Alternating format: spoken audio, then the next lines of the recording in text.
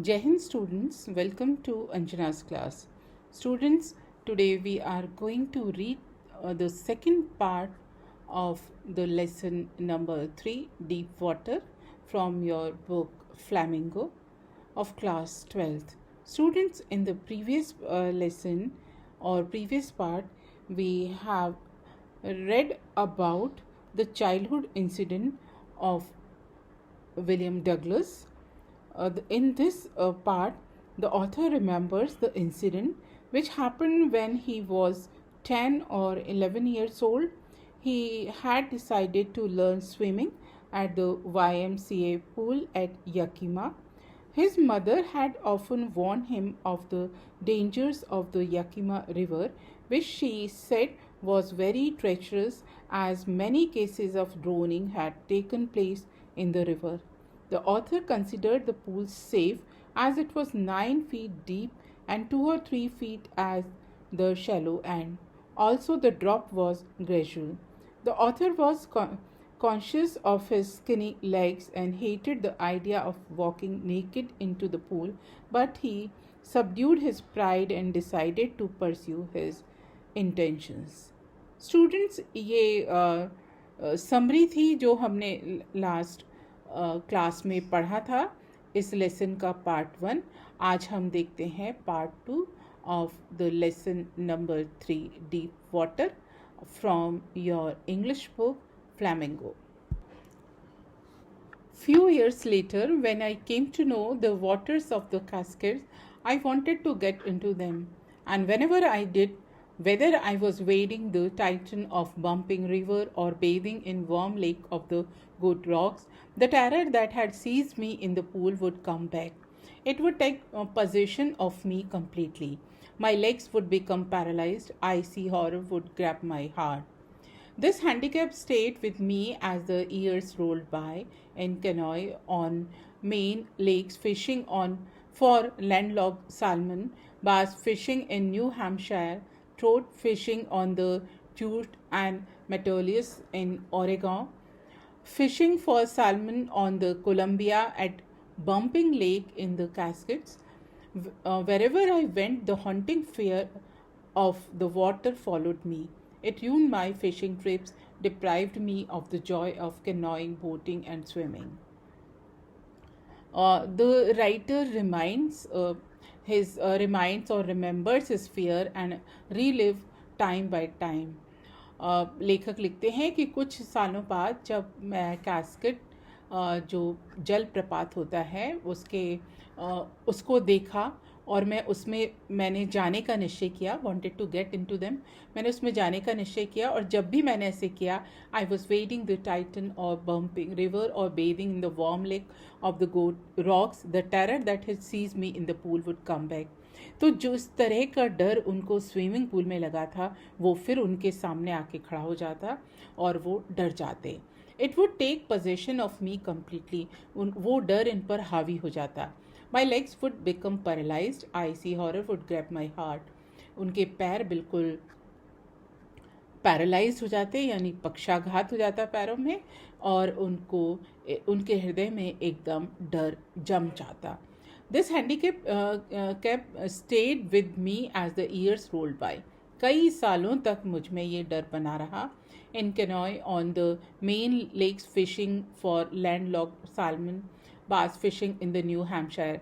New Hampshire में चाहे वो मछली पकड़ें या सैल्मन मछली को पकड़ें मेन में, या फिर डिशू एंड मेटोलियस में भी वो अगर मछली पकड़ते थे तो उनके सामने ये फिर से डर सामने आ जाता. It ruined my fishing trips. जब भी वो मछली पकड़ने के लिए जाते वो सब बर्बाद हो जाता. Deprived me of the Joy of the canoeing, boating and swimming. नौका चालन के लिए, मतलब बोटिंग के लिए, तैरने के लिए, कैनोइंग यानी एक और तरह की नौका चलाने का जो उनको आनंद था, वो उस आनंद से भी वो वंचित रह जाते.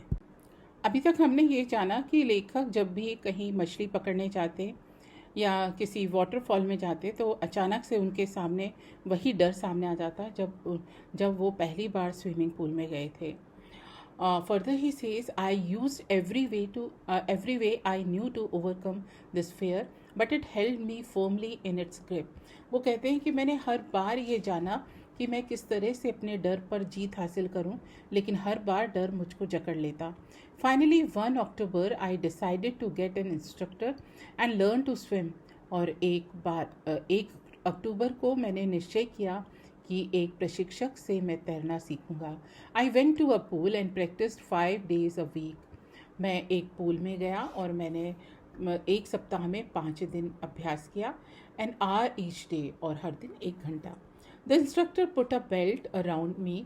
अ rope attached to the belt went through a pulley that ran on an overhead cable.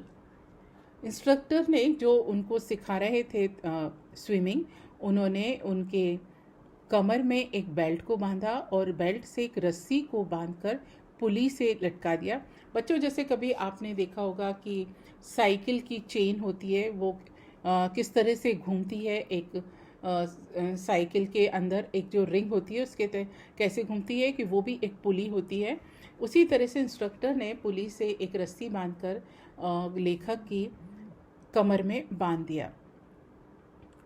He held on to the end of the rope and we went back and forth across the pool.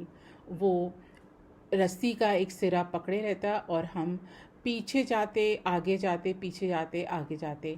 Hour after our, एक एक घंटे के बाद, day after day, कई दिनों के बाद, week after week, और कई सप्ताहों तक.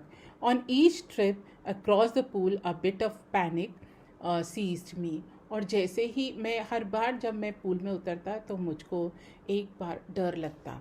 Each time the instructor relax his hold on the rope and I went under. Her bar instructor जैसे ही अपनी रस्सी को ढीला छोड़ता और मैं अंदर जाता, and some of the old terror return and my legs froze. मेरे अंदर वही पुराना डर आ जाता और मेरे पैर जकड़ जाते. It was 3 months before the tension begin to slack. Then he taught me to put my face under water and exhale and to raise my nose and inhale. इन सब बातों के लिए मुझे 3 महीने लगे. जब मेरा डर थोड़ा तनाव कम हुआ, उसके बाद उसने मुझे पानी के अंदर अपना चेहरा रखना सिखाया और श्वास को छोड़ना, और इसके बाद श्वास को लेना. मैंने इस तरह के अभ्यास को सैकड़ों बार किया. Bit by bit, I shed part of the panic that seized me when my head went under water. धीरे धीरे मेरे अंदर से वो डर गायब हुआ जब मेरा सिर पानी के अंदर जाता था. Next, he held me at the side of the pool and had me kick with my legs. अगली बार उसने मुझे पूल के बाजू में मुझे खड़ा किया और मेरे पैर के सहारे धक्का दिया. For weeks, I did just that. At first, my leg refused to work. सबसे पहले तो मेरे पैर ने चलना ही बंद कर दिया, पानी में पैर चलाना बंद किया. But they gradually relax. लेकिन धीरे धीरे मेरे पैर ठीक हो गए, अभ्यस्त हो गए. And I finally could command them. और अब मैं पैरों को अपने हिसाब से चलाने लगा. The author says, thus piece by piece he built a swimmer. धीरे धीरे करके उसने मुझे तैराक बना दिया. And when he had perfected each piece he put them together into an integrated whole. और जब इंस्ट्रक्टर ने मुझको स्विमिंग का हर हिस्सा सिखा दिया, तो उसके बाद उसने एक साथ मुझे तैराकी का प्रशिक्षण दिया. In April he said, now you can swim. और अप्रैल में उसने कहा कि अब तुम तैर सकते हो. तो स्टूडेंट, आपको ध्यान होगा कि 1 अक्टूबर को लेखक ने इंस्ट्रक्टर के साथ पूल में तैरना सीखा और अप्रैल में जाके इंस्ट्रक्टर ने ये कहा कि अब तुम तैर सकते हो. Dive of and swim the length of the pool, crawl stroke. और उसका इंस्ट्रक्टर कहता है कि पूल के अंदर जाओ, छलांग लगाओ और पूरे पूल की लंबाई को नापो तैर के, और क्रॉल स्ट्रोक को लगाओ. I did. और ये स्टूडेंट आपको पिक्चर में दिख रहा होगा क्रॉल स्ट्रोक किस तरह का होता है. I did, the instructor was finished. मैंने ऐसे किया. But I was not finished. लेकिन अभी मेरा काम ख़त्म नहीं हुआ था. I still wondered if I would be terror stricken when I was alone in the pool. मुझे आश्चर्य हुआ कि कहीं जब मैं पूल में रहूँगा तो कहीं मुझे डर तो नहीं लगेगा. I tried it. मैंने प्रयास किया. I swam the length up and down. मैं कई बार नीचे गया और ऊपर आया। Tiny vestiges of the old terror would return, और जब मैं इस तरह से करता तो मेरे को थोड़ा थोड़ा भय लगता। But now I could prone and से टू द टेरर, लेकिन अब मैं अपने डर से कह सकता था ट्राइंग टू स्केयर मी, आ मुझे डराना चाहते हो? वेल हियर्स टू यू, आप देखो। End of I go for another length of the pool, और मैं फिर से पूल में तैरने लगा। दिस वेंट ऑन अंटिल जुलाई, ये क्रम जुलाई तक चला। तो स्टूडेंट, ये जो दूसरी फेज थी उनके स्विमिंग सीखने की, वो थी April to July. But I was still not satisfied, लेकिन मैं अभी भी संतुष्ट नहीं था। I was not sure that all the terror had left, क्योंकि मैं अभी भी निश्चित नहीं था कि डर मेरा पूरा नहीं गया था। So I went to lake, इसलिए मैं फिर से झील के पास में गया। And the name of that lake was Wentworth. Wentworth था उस झील का नाम। Wentworth in New Hampshire dive off a dock at Triggs island and swam 2 miles across the lake to Stamp at Island। लेखक कहते हैं कि मैं न्यू हैम्पशायर में वेंटवर्थ में गया और वहाँ पर मैंने झील में छलांग लगाई ट्रिक्स आइलैंड से, और 2 मील तक तैरते हुए मैं स्टैम्प एट आइसलैंड तक गया। आई swum the crawl, breast stroke, side stroke and back stroke. Student, लेखक कहते हैं कि ये जो आपको पिक्चर में 4 पोजीशन दिख रही हैं, 4 पोजीशन दिख रही हैं, ये तैराकी के अलग अलग स्ट्रोक्स हैं, मतलब किस तरह से पानी को आगे काटना है। पहला है क्रॉल स्ट्रोक, दूसरा है ब्रेस्ट स्ट्रोक, तीसरा है ये बटरफ्लाई, और चौथा है बैक स्ट्रोक। स्टूडेंट, क्रॉल जिस तरह से एक छोटा बच्चा चलता है दोनों हाथों को आगे फेंक कर, तो ये क्रॉल स्ट्रोक है। और ब्रेस्ट स्ट्रोक में है कि दोनों हाथों को बिल्कुल सीधा रख के पैरों को पीछे से पुश करके आगे की तरफ बढ़ते हैं। बटरफ्लाई में एक बटरफ्लाई जिस तरह से उड़ती है उस तरह से दोनों हाथों को फैला के तैरा जाता है। और बैक स्ट्रोक यानी उल्टा पीठ के बल, पीठ नीचे की तरफ रहती है और फिर हम हाथ और पैरों को चलाकर तैरते हैं, तो ये कहलाता है back stroke. Only once did the terror return. लेखक कहते हैं कि बस एक बार डर लगा। When I was in the middle of the lake, जब मैं झील के बिल्कुल बीचों बीच में था। I put my face under, मैंने मुंह पानी के अंदर किया, and saw nothing but bottomless water. वहाँ पे मुझे कुछ भी नहीं दिख रहा था, बस अथाह पानी। The old sensation return in a miniature. अब वो जो पुराना डर था वो बिल्कुल थोड़ा सा मेरे सामने आया। आई लाफ्ड, मैं हंसा, and said, well mister terror, what do you think you can do to me. और मैं हंसा, मैंने बोला, अरे श्रीमान भय, आप क्या सोचते हो कि आप मेरे साथ क्या कर सकते हो। इट फ्लेड, तो ये डर भाग गया। एंड आई स्वैम ऑन, और मैं तैरने लगा।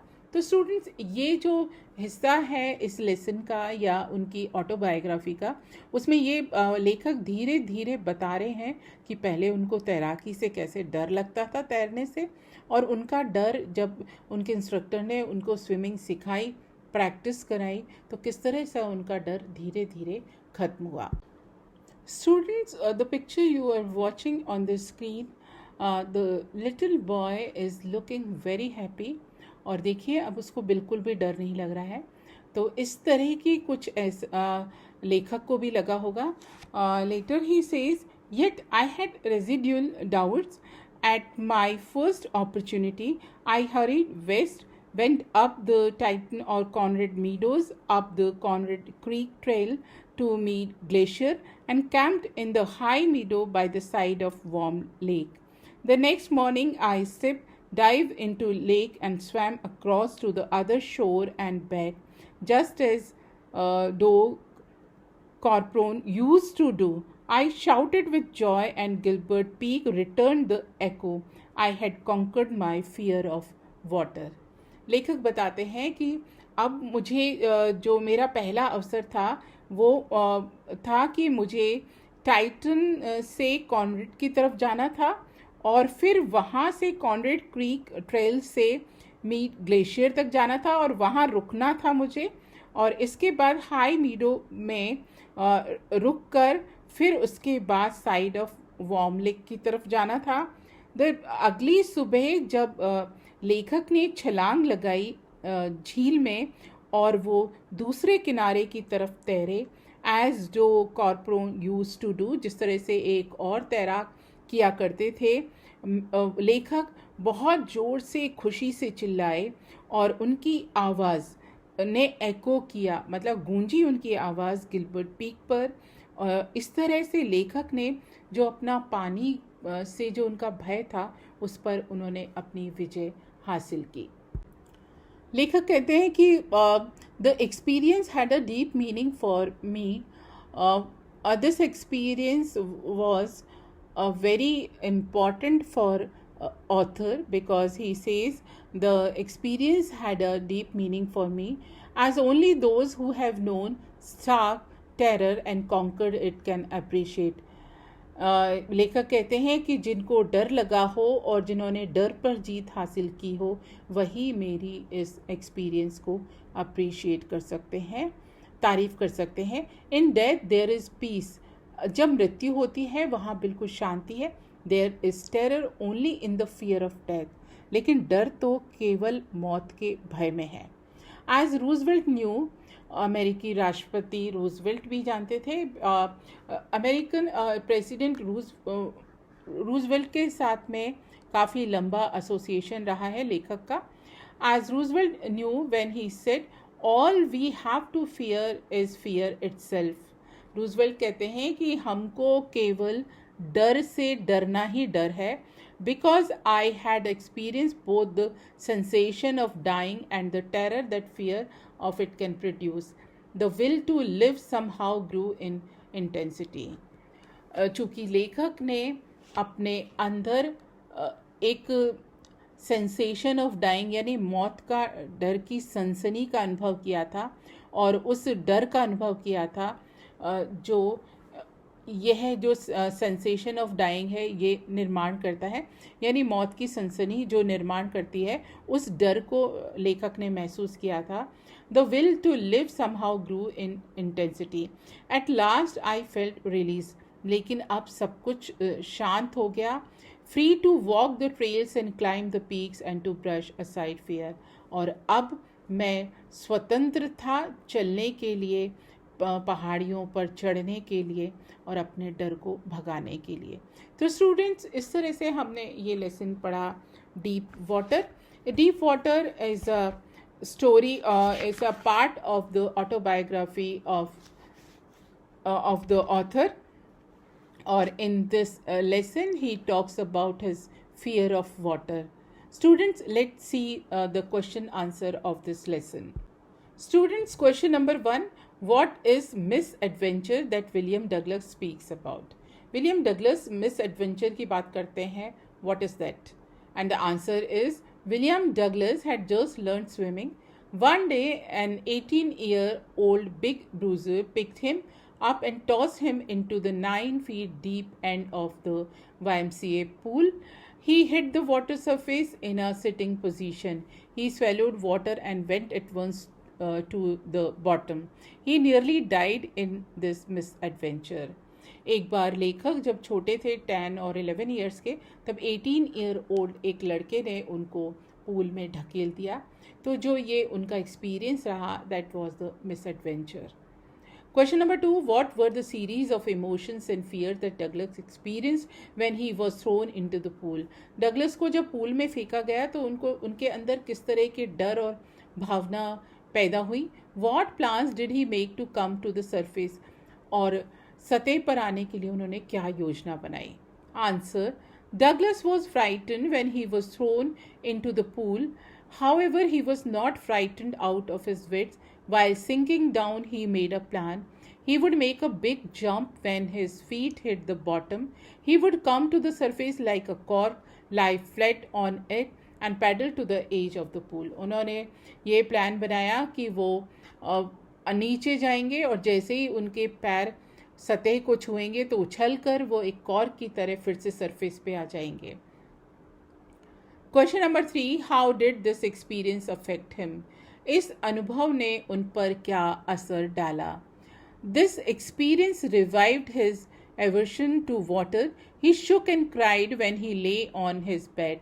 He couldn't eat that night. For many days there was a haunting fear in his heart. The slightest exertion upset him, making him wobbly in the knees and sick to his stomach. He never went back to pool. He feared water and avoided it whenever he could. जब एक बार उनको उस तरह से धोखे से pool में धकेला गया तो उसका उन पर बहुत असर पड़ा और वो पानी से डरने लगे। वो अपने बेड पर लेटकर रोए। उस रात उन्होंने खाना भी नहीं खाया और कई दिनों तक उनके अंदर ये डर बना रहा। जरा भी मेहनत थी वो उनको परेशान कर देती। उनके पैर कांपने लगते और उनका पेट खराब हो जाता। वो कभी भी पूल के पास में नहीं गए क्योंकि वो पानी से डरते थे। Why was Douglas determined to get over his fear of water? Douglas ने अपने डर पर विजय पाने का निश्चय क्यों किया? His fear of water ruined his fishing trips. He deprived him of the joy of canoeing, boating, and swimming.